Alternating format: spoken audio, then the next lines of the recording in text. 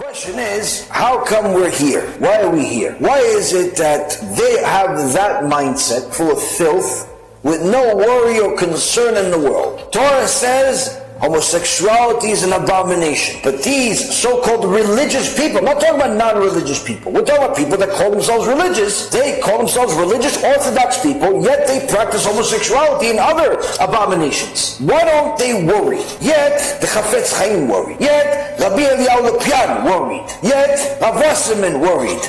Yet all of the greatest sages we ever had worried. But these people, not only they don't worry, they mock anyone that does. The history doesn't have to go back to the time of Noach to know what our sages think. One of the most critical lessons that we're able to learn in our lives is what happened just a little over 7 years ago at the time of the Holocaust. Not just what Hashem's wrath looks like, but also what love of Torah looks like before and after the Holocaust. The Chafetz Chaim, alav shalom, was a Ish Kodesh, a quiet man, didn't speak much because he knew the value of speech and how dangerous it can be. One time when he was already over 100 years old, he showed a person, he said, look at my teeth. He said, count how many teeth I have. He said, you see, I have every single tooth. Not a single cavity, not a single filling, not a single missing tooth. He says, you know why? Because this mouth never said anything forbidden. I wish we could all say the same. But this very same Chafetz Chaim, in the Sefer, in the book called Siberia, the personal testimony of Rabbeinu Gershom Klivansky, he says that he once heard the Chafetz Chaim make a public announcement. Anyone who sends their children to public schools with the Gehinom in Russia, needless to say in America or anywhere else, anyone who sends their children to public schools with Gehinom is likened to someone who brings their children as a sacrifice to Molech. Molech is one of the famous idols in the biblical times. There was an idol